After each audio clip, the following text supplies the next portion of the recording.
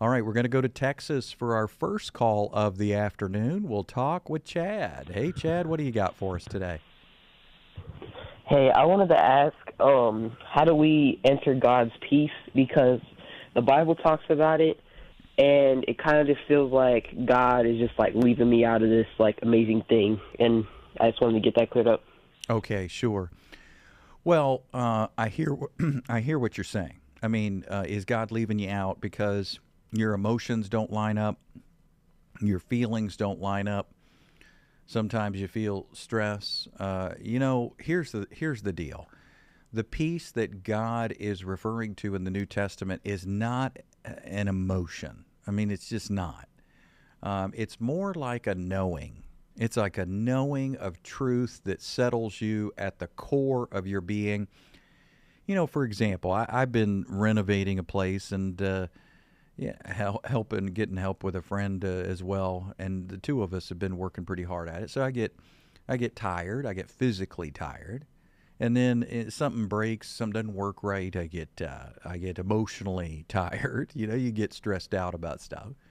Does that mean that I no longer have the peace of God? Of course not. That peace is at a deeper level. So don't confuse this peace that passes understanding, this spiritual peace. Don't confuse that with an absence of physical fatigue, or an absence of emotional experience where you just are a robot and you feel nothing but just absolute stability all the time in your feelings. No, I mean, remember Jesus. Jesus himself. What happened? Well, he was sweating blood. Now that tells me if somebody is sweating blood, that's a medical condition. And if somebody is sweating blood, that means they're feeling something. And it's not all pretty. I mean, they're not just physically feeling peace. They are physically experiencing something wildly different.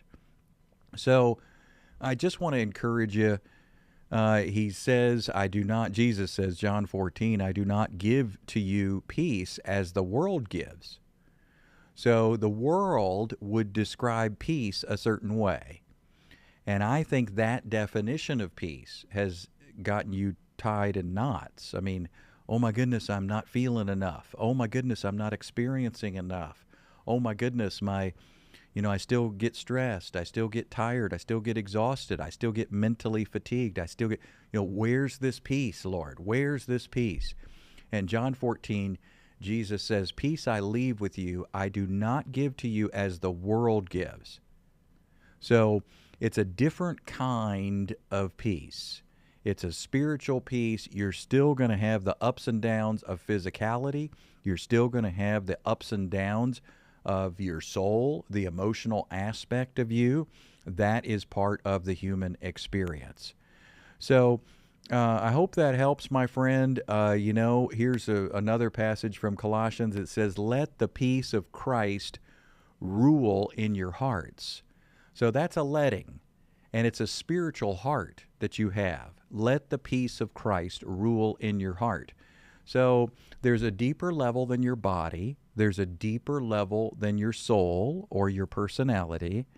And we're just talking about a knowing. It's a knowing in your spirit, knowing the truth about Jesus, knowing Jesus.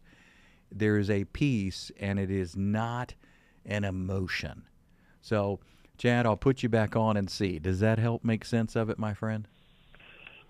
Well, I just want to ask another question and say, like, is the peace that people are experiencing is because they already know, and that's why they're feeling that way emotionally? Well, okay. So again, I could know the gospel very well, and yet have financial difficulties, or have a marriage that's falling apart, or have my pet pass away, or in other words, you have stuff that happens to you. And even though you could know the gospel perfectly, you're never going to have a magic wand that wipes away stress, physical ailments, physical trouble. I mean, There are circumstances that people have where they have to work 10, 12, 14 hours a day and they're exhausted. And, you don't want to come up to them and interview them and say, hey, what's wrong with you? Why don't you have the peace of God? Some of them might tell you, I do have the peace of God, but I had to work long hours. I do have the peace of God, but my dog died. I'm just sad. I'm just going through it. I'm just feeling stuff. I do have the peace of God, but my marriage is falling apart. That's not God, and that's not me. My spouse wants to leave me, or, I've had financial difficulties because somebody swindled me, or, we could name 100 circumstances. But what I'm trying to show you, the path to freedom for you is not to measure what you're experiencing and then decide that you fall short every day. Instead, just keep on getting to know the gospel, keep on getting to know the truth. And look, when you're hungry, you eat a hamburger, you eat a sandwich, you take care of that hunger. When you're tired, you take a nap. And maybe when you're tired of people, you do what Jesus did. Get in a boat and go across a lake. Get away from them. Get a vacation.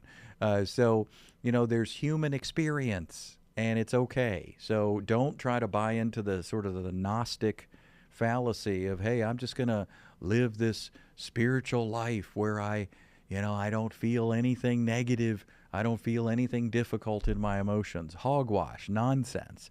You're going to have the full experience of humanity, and yet you can have the peace of God at the core of your being. And that is a peace that comes from salvation. It is a peace that comes from knowing Jesus. It is a peace that comes from knowing that you're loved. Even though you're exhausted, you're loved. Even though you're stressed out physically, you're loved. It is a peace at a deeper level, my friend, and it is not an emotion. So I hope that frees you up, and reach out to us anytime there in Texas, Chad.